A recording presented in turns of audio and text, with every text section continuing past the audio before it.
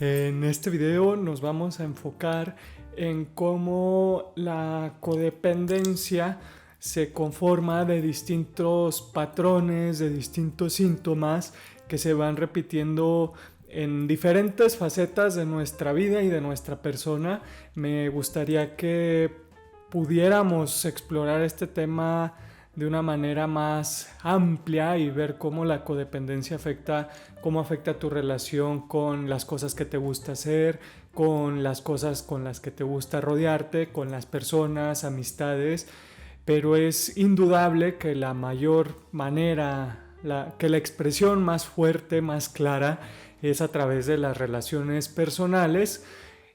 y especialmente las relaciones con quienes queremos tener cierta intimidad, una relación amorosa, una relación más profunda. A la vez hace que sea más trágico, porque es en esas instancias donde se vuelven más evidentes estos patrones, donde se empiezan a activar estos autosabotajes y donde se hace evidente que nos es incapaz mantener una relación con algo, una relación sana con algo o alguien que nos es muy importante, algo o alguien que valoramos tremendamente y que tenemos la incapacidad de mantener ese contacto, ese intercambio, esa intimidad, sino que constantemente están sucediendo los mismos problemas o los mismos autosabotajes. La cuestión con el trauma es que es muy genérico. El trauma no genera identidad, genera patrones que afortunadamente se han podido mapear, ciertos patrones de trauma o de disfuncionalidad, y hay como un rango de situaciones que vamos a estar repitiendo constantemente.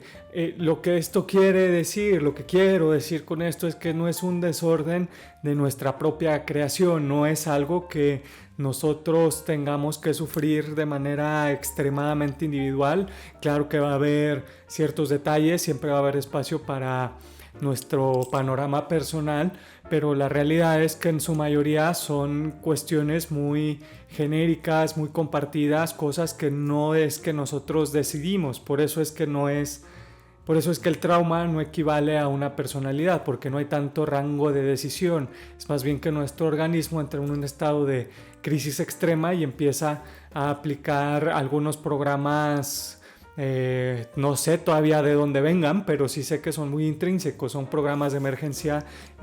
un antivirus se podría decir, para salir adelante, que afortunadamente es fácil de detectar, es algo que se repite y es algo que también vamos a tener siempre la tentación de distinguir claramente en la otra persona, especialmente con la persona con la que buscamos esa intimidad, de que ya va a empezar a hacer, y describimos un patrón que se está repitiendo genéricamente en esa persona una y otra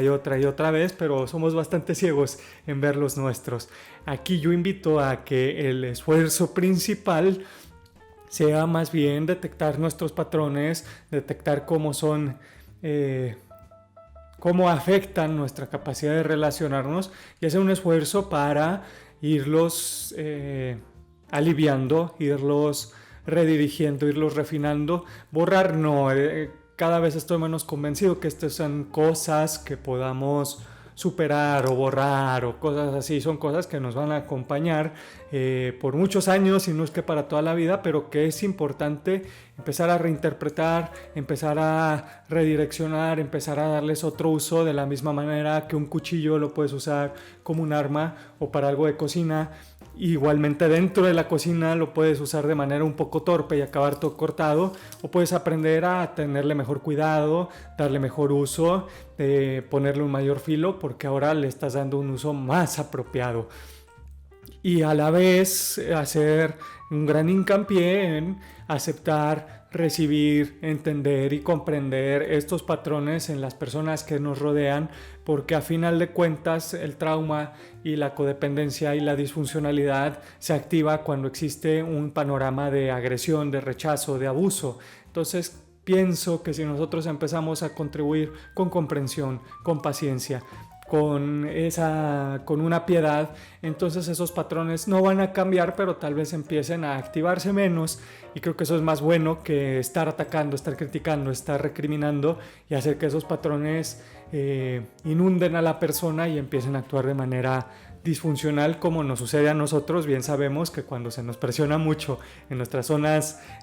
gentiles, en nuestras zonas vulnerables, nos desenchufamos, nuestra personalidad se suspende y empiezan a entrar todo este tipo de patrones que al final nos causa cierto arrepentimiento haber actuado de esa manera. Ahora, la característica principal de una codependencia es la incapacidad de haber formado un sentido de vida respecto de quién soy y un sentido de vida respecto de la realidad que me rodea. Es muy común en la codependencia, ya lo vamos a ver en otros videos el por qué, pero ese sentido de vida está haciéndose y deshaciéndose constantemente. Hay momentos de gran euforia donde por esa manera de relacionarse que es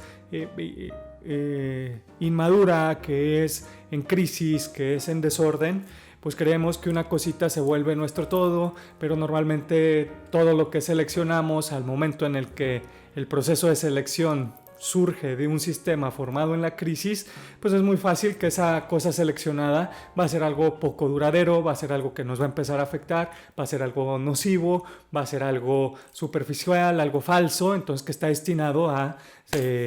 derrumbarse, y junto con ese derrumbamiento se colapsa nuestro sentido de vida y entonces ya no sabes quién eres, ya no sabes en qué mundo estás y todo se desvanece. Entonces es en ese ir y venir que desaprovecha las crisis que una personalidad madura puede integrar para ir enriqueciendo ese sentido de vida, para hacerlo más amplio, para hacerlo capaz de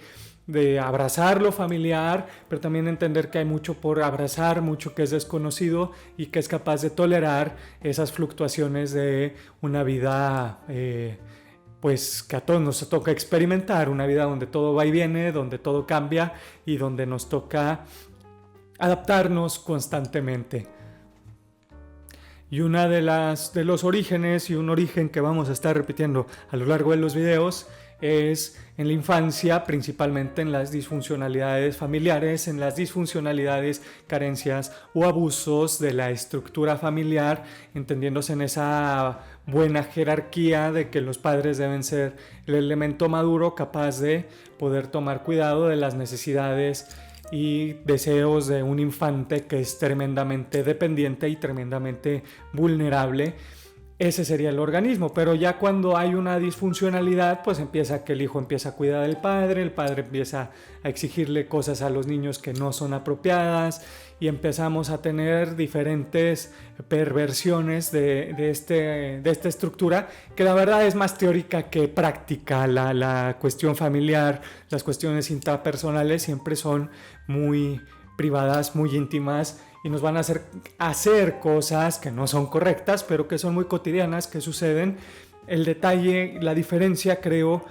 que la encontramos en la capacidad de poder pedir perdón, de poder hacer correcciones, de poder tener esa decisión de acercarse lo más posible. Muchas veces sucede en cuestiones de niños, familias, que sucede algo en la casa, algo se rompe, algo truena, algo sucede, y normalmente se actúa castigando primero al niño y después se averigua qué pasó, descubres que pues fue el gato, fue el perro, fue incluso, normalmente también pasa el tío alcohólico que tiró algo, pero que se la pasa viviendo en la casa y todo el mundo se hace como que no pasa nada, y al final de cuentas se descubre que no fue el niño el responsable, pero no se le hace el trabajo de hablar con él, de explicarle qué fue lo que realmente sucedió, qué fue lo que realmente provocó ese accidente, y pedirle un perdón. Esto ya nos habla de un divorcio, de un sentido de vida, porque entonces ya lo que sucedió en la realidad no es lo que el niño percibe, no es lo que al niño se le hace entender, y eso ya te hace vivir en una percepción fundamentalmente disfuncional. Y uno de los grandes retos de explorar las disfuncionalidades de la infancia es que las tenemos muy normalizadas, y normalmente tenemos la barrera de decir, bueno, no fue tan malo, a fulanito, a sutanita le fue muchísimo peor, y poco a poco hacernos de la vista gorda para no explorar esa realidad de una fractura que es muy profunda, de una fractura que es muy, muy sentida, porque sucede en una etapa de gran vulnerabilidad, incluso analizada desde una perspectiva adulta o desde una perspectiva de una persona que ya sobrevivió a esa disfuncionalidad. Puedes reconocer, ok, si me pasara ahorita que tengo 15, 18, 20, 30, 40 años, no sería tan malo. Pero hay que saber traducir esto también desde la perspectiva de una criatura, de un ser que es totalmente vulnerable, totalmente dependiente, totalmente indefenso. Entonces, si bien es cierto, algunos niños pueden golpear de regreso, pues eso no hay una competencia cuando un adulto agarra un cinturón o una herramienta o algún instrumento, incluso nomás con cerrar la mano. Un golpe de un adulto nunca va a ser equitativo a la violencia de un niño. De la misma manera, un niño puede gritar, pero un adulto puede amenazar con violencia, puede soltar un grito, puede hacer muchas cosas que no hay una comparación. Es un abismo tremendo y todos los niños sienten ese abismo y todos los niños normalizan esa deficiencia para poder seguir subsistiendo en un sistema que no les permite ser, pero donde la alternativa pues es acabar abandonados en la calle y van a morir en cuestión de minutos, no minutos, pero en cuestión de días, de semanas, porque hay esa conciencia que todo niño es tremendamente consciente de su extrema vulnerabilidad. Y en estas normalizaciones del abuso también encontramos otra degradación del sentido de vida, porque entonces lo que es abuso se ve como algo normal y eso ya también te cambia tu sistema de valores, te cambia tu sistema de verificación de la realidad, en el sentido de que pues al gato le empezamos a decir perro y empezamos a decir que la sopa no la podemos comer con tenedor en vez de con cuchara. Y claro, hay un aspecto social, hay un aspecto simbólico donde está bien, podemos irnos con la locura de que al gato le llamamos perro y se puede hacer una especie de normalidad y todo mundo puede creer que funciona, hasta que sales de ese círculo disfuncional y empiezas a quererte relacionar con personas sanas y entonces tú le dices perro al gato y nada más se te quedan viendo raro y tú te quedas también viendo raro, porque hay esa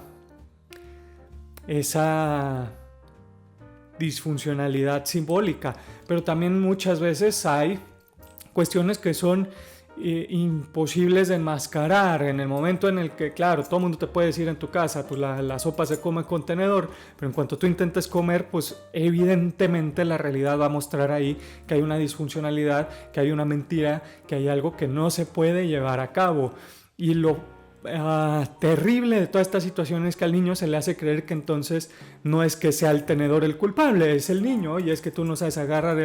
¿qué te pasa? Tú no sabes agarrar bien el tenedor, por eso se te escurre todo. Oye, qué ambicioso eres, ¿por qué quieres comer todo el plato de sopas y nada más así la pincelada que alcanza a agarrar las 3 gotitas que se quedan pendientes del tenedor son suficientes? Y empieza todo ese tipo de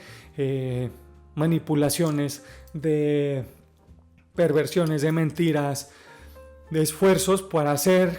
como que no pasa nada, para hacer como que las cosas pueden seguir funcionando, que las cosas funcionan en primera mentira y que después pueden seguir de esa manera, segunda mentira, durante toda la vida. Entonces es en esa confusión donde se plantea después nuestra manera de relacionarnos con adultos, con nuestra gente de nuestra edad, con otras personas, y es en ese panorama donde intentamos tener una intimidad, y es esa intimidad lo que nos hace tener un contacto muy brusco con todas estas contradicciones, con todas estas mentiras, con todos estos encubrimientos que hay que tener el esfuerzo y la disciplina para ir levantando y revelar a final de cuentas que pues se sufrió mucho daño, un daño muy profundo, un daño muy injusto,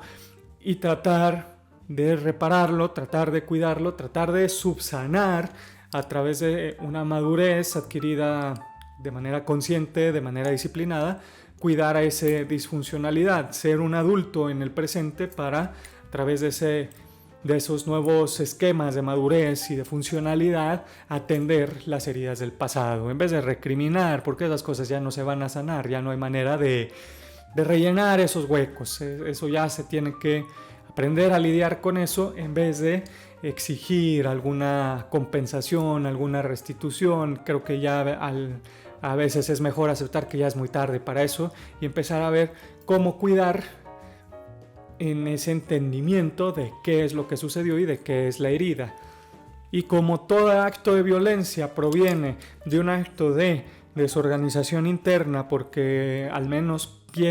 creo que ninguna persona que tenga coherencia interna, que tenga educación, que tenga madurez, pueda ejercer violencia sin sentir culpa, sin sentir remordimiento, sin sentir la necesidad de hacer un perdón, de tratar de reparar las cosas. Entonces alguien que es tremendamente violento, pues es también alguien tremendamente disfuncional.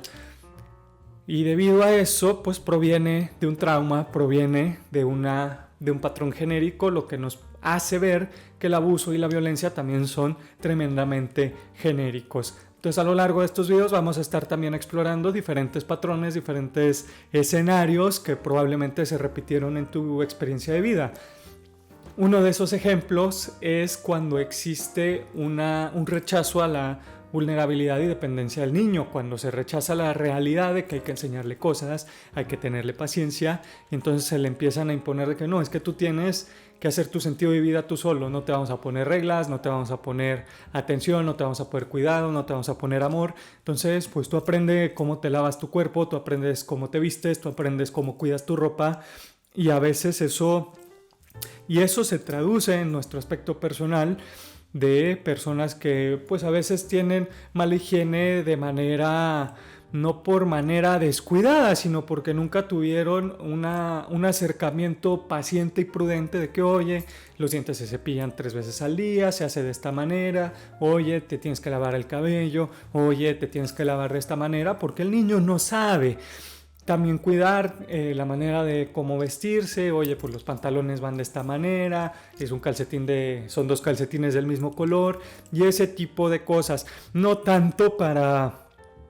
cerrar la exploración de un estilo personal, pero sí para permitir que la persona aprenda qué cosas van de acuerdo con su cuerpo, y tal vez esto sea tremendamente políticamente incorrecto, pero es importante que un niño aprenda que hay una manera de poder vestir su cuerpo, cuidar su cuerpo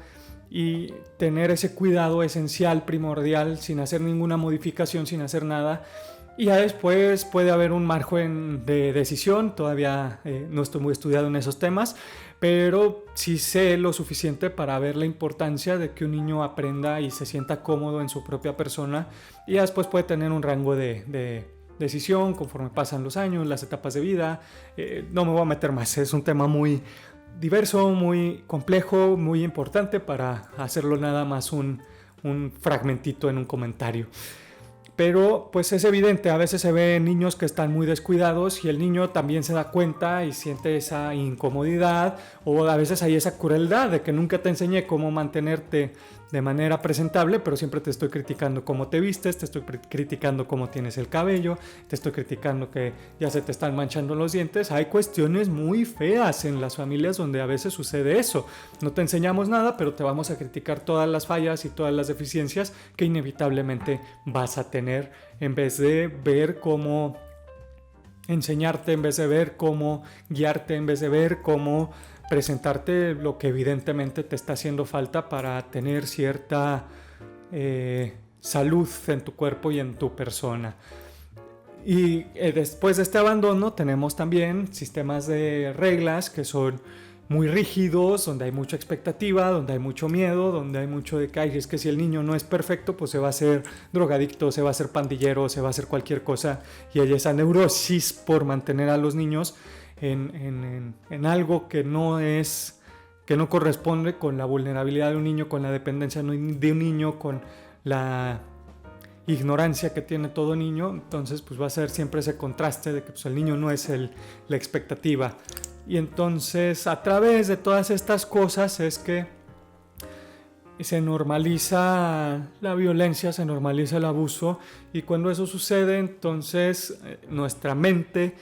nuestro sentido de vida hace una ecuación muy elegante pero muy desastrosa, donde es, ok, si la violencia y el abuso son algo normal y yo no pude ser feliz y yo no pude ser pleno y yo no pude sentirme seguro y yo no pude sentirme